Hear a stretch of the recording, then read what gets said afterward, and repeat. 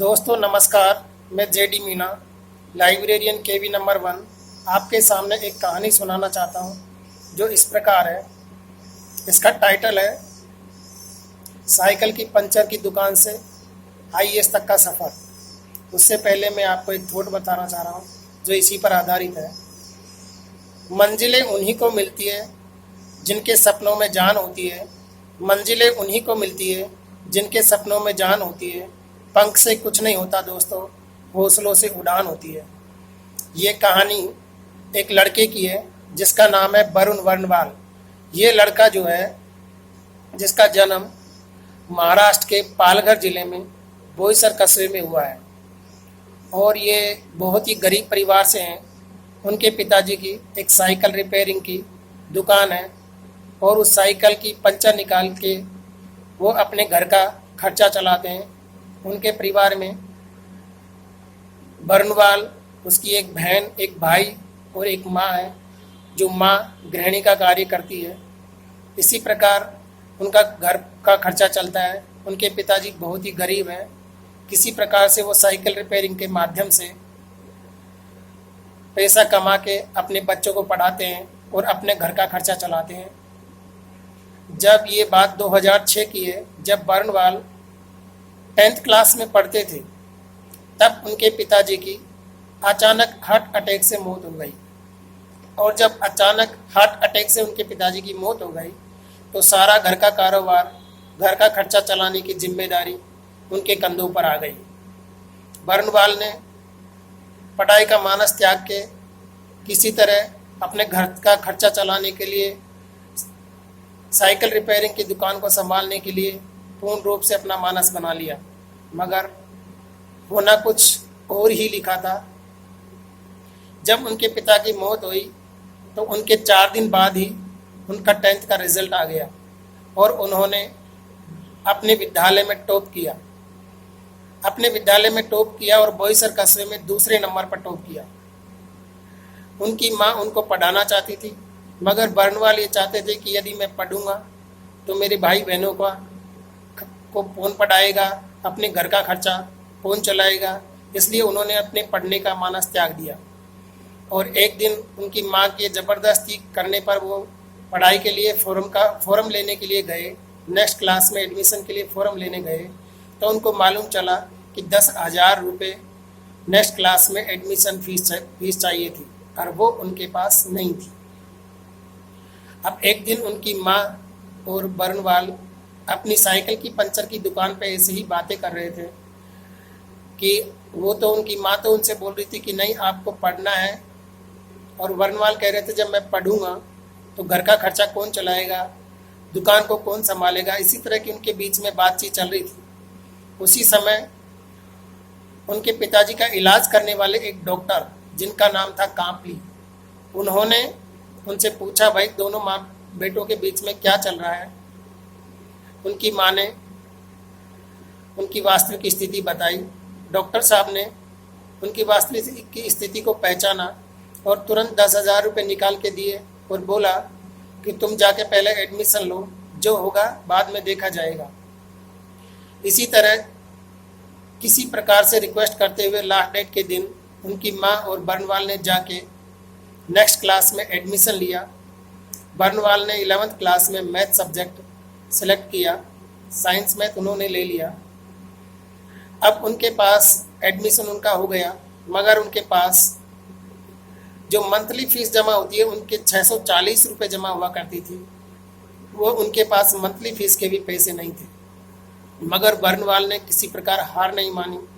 वो पहले स्कूल की पढ़ाई किया करते थे, उसके बाद आके बच्चों का ट्यूशन लिया करते थे और जो ट्यूशन से पैसे आते उससे वो अपनी फ़ीस भरा करते थे। जो समय मिलता तब वह अपनी दुकान भी संभाला करते थे।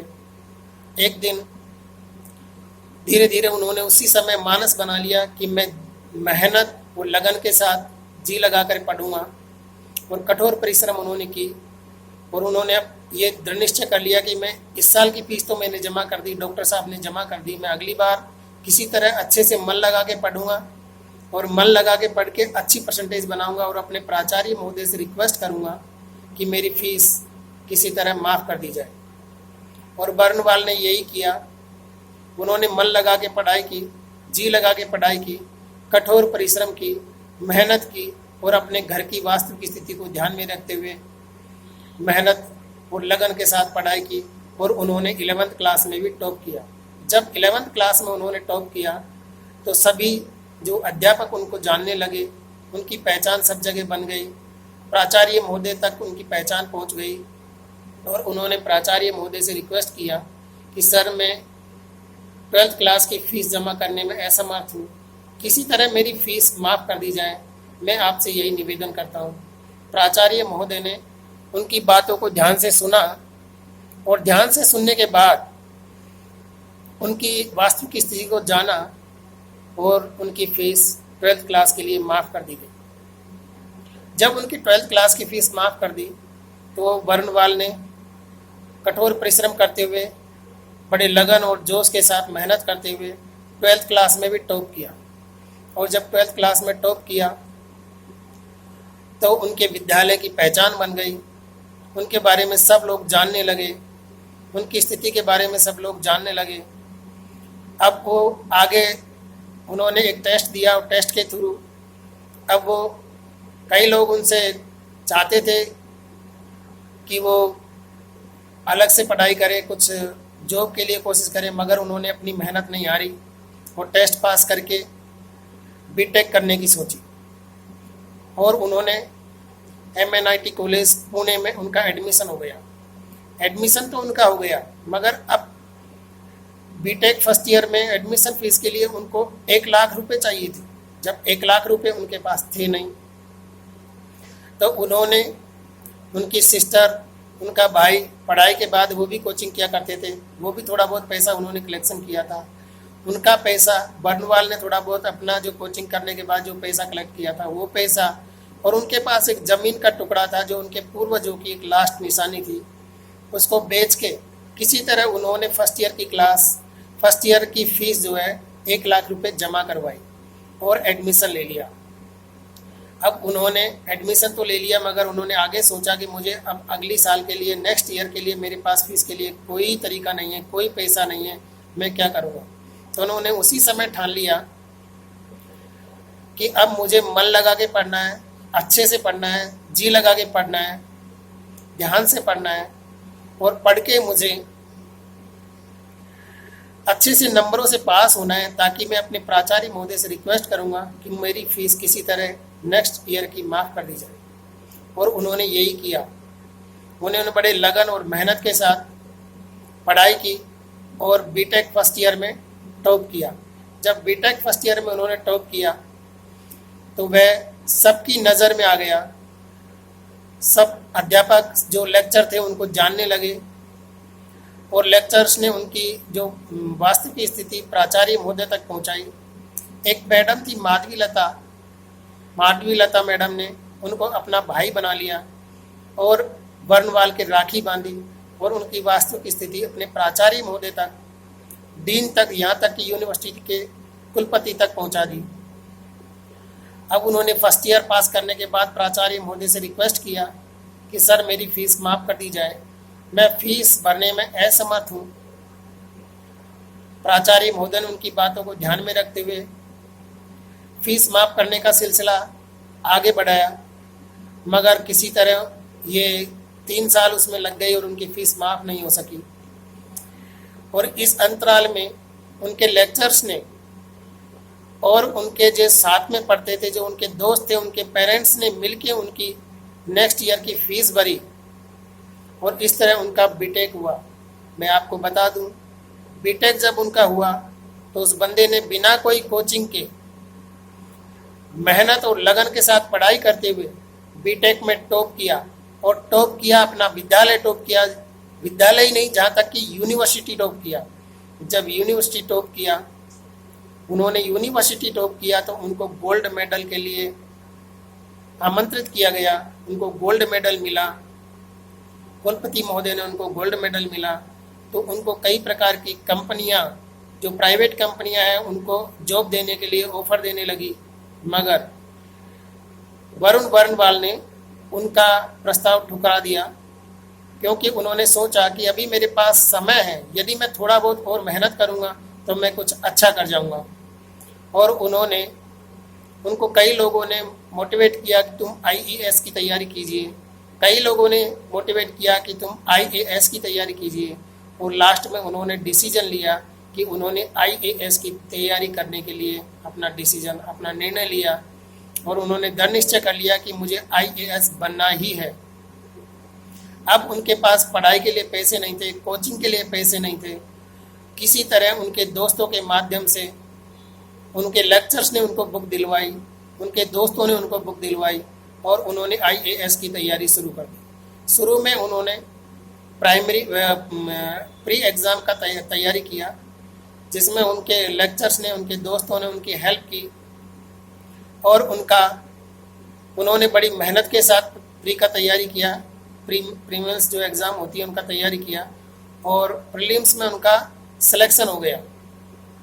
जब प्री में उनका सिलेक्शन हो गया तो उनको किसी ने बताया कि तुम आर्ट्स के 2 सब्जेक्ट सेलेक्ट करो, उसमें आपको इजी रहेगा, और इसके लिए आप जो है प्रत्येक सब्जेक्ट को एक बार पढ़ के देखिए, जो सब्जेक्ट आपके समझ में आ जाता है उसी को आप सेलेक्ट कर लीजिएगा, और उसी को सेलेक्ट करके आप उसकी तैयारी में अपना सब्जेक्ट चुन लीजिएगा। उन्होंने सभी सब्जेक्टों की एक बुक पढ़ी, मगर उनके कुछ समझ में नहीं आया। फिर उनके एक लेक्चर्स ने उनको दोबारा मोटिवेट किया कि आप ऐसे कीजिएगा, एक पॉलिटिकल साइंस की बुक और फिलोसफी की बुक दोबारा एक बार पढ़ के देखिएगा, हो सकता है आपके दोबारा पढ़ने पर वो समझ में आए। वरुण वर्णवाल ने दोबारा पॉलिटिकल साइंस और फिलोसफी की बुक को पढ़ के देखा और उनको समझ में आ गया, और उन्होंने अपना सब्जेक्ट सेलेक्ट कर लिया, पॉलिटिकल साइंस और फिलोसफी। जब उन्होंने ये सब्जेक्ट सेलेक्ट कर लिया तो उन्होंने किसी तरह से, जो उनके दोस्त कोचिंग करते थे, उनके नोट्स जुटाए, उनके अध्यापकों ने, उनके लेक्चर्स ने उनको बुक दिलवाई, उनको पढ़ा, और पढ़ के उन्होंने अपने खुद के नोट्स तैयार किए, और बड़ी लगन और मेहनत के साथ, कठोर परिश्रम के साथ उन्होंने पढ़ाई की। और जब पढ़ाई की, उनका एग्ज़ाम हुआ तो उनका एग्ज़ाम बहुत अच्छा हुआ। जब एग्ज़ाम हुआ कुछ समय बाद उनका रिजल्ट आया, तो उनके दोस्त ने उनको बताया कि बर्नवाल, आपका मेन एग्ज़ाम फाइट हो चुका है, आपको कॉन्ग्रेचुलेसन। उसके बाद उनको उनके लेक्चर्स और उनके दोस्तों ने मोटिवेट किया कि अब आप अपना इंटरव्यू का तैयारी कीजिए। उन्होंने अपने लेक्चर्स और अपने दोस्तों के माध्यम से इंटरव्यू का तैयारी किया, और इंटरव्यू का तैयारी करके उन्होंने उनके माध्यम से बुक जुटाई, लेक्चर्स बैठते थे, वो प्रैक्टिस करते थे, उनके इंटरव्यू लेते थे, वो जाते थे, इस तरह उनका इंटरव्यू का बैग खुल गया, और उन्होंने इंटरव्यू की तैयारी की। उनका इंटरव्यू अच्छा हुआ, और कुछ समय बाद उनका फाइनल का रिजल्ट आ गया, और उनके एक दोस्त ने उनको बताया कि बर्नवाल जी, आपका सिलेक्शन हो गया है, आप आईएएस बन गए हो। दोस्तों, मैं बता दूं, बर्नवाल का यही पूछना था कि मेरी कितनी रैंक आई है, तो उनके दोस्त ने बताया 32। फिर बर्नवाल ने पूछा, अरे 32 कितनी 32, 132 या 232 या 332?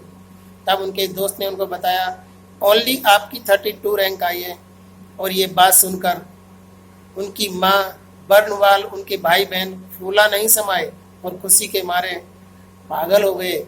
और एकदम आप ये कहानी से आपको ये सीखने को मिलता होगा, या सीखने को मिलता है, जिस इंसान के घर में खर्चा चलाने के लिए पैसा नहीं था, जिसको अपने परिवार को चलाने के लिए पैसा नहीं था, और जिस बंदे ने सूरत संभालते ही, समझदार होते ही, जिनके पिता का साया उनके सर से उठ गया, उसके बावजूद भी उन्होंने विपरीत परिस्थितियों में मेहनत करते हुए, किसी तरह पढ़ाई करते हुए, पढ़ाई के बाद कोचिंग करते हुए, कोचिंग कराते हुए बच्चों को, और फीस का पैसा जुटाते हुए, और अपने भाई बहनों को पढ़ाते हुए, उनका खर्चा चलाते हुए, मेहनत करते हुए, और वो बंदा एक आईएएस में पास हो गया, और आईएएस में एक अच्छी रैंक के साथ उनका सिलेक्शन हुआ, और 2013 में उनका 32 रैंक के साथ वो बंदा आईएएस बन गया। आज वरुण वर्णवाल गुजरात के हिम्मतनगर में सहायक कलेक्टर के पद पर कार्यरत है। मैं दोस्तों आपको बता दूं ये किसी ने बिल्कुल सही कहा है। मुश्किलें दिल के इरादे आजमाती है, मुश्किलें दिल के इरादे आजमाती है, स्वप्न के पर्दे निगाहों से हटाती है। गिरकर मत आहर ए मुसाफिर, ठोकरें इंसान को चलना सिखाती है। इसलिए आप इस कहानी को बार बार सुनिए, बार बार पढ़िए और इससे अपने आप को मोटिवेट कीजिए ताकि आप भी अच्छा कर सके, अपने आप को एक अच्छे स्थान पर ला सके। और विपरीत परिस्थितियों में जिस प्रकार से बर्नवाल ने मेहनत करते हुए एक साइकिल पंचर की दुकान से आगे बढ़ते हुए आईएएस का सफ़र तय किया, उसी प्रकार आप भी किसी तरह अपनी परिस्थितियों को ध्यान में रखते हुए मेहनत कीजिए और अपने विद्यालय का, अपने माता पिताओं का, अपने गांव का, अपने राज्य का, यहाँ तक कि अपने देश का नाम रोशन कीजिए और अपना नाम भी इतिहास के पन्नों में दर्ज करवाइए। धन्यवाद।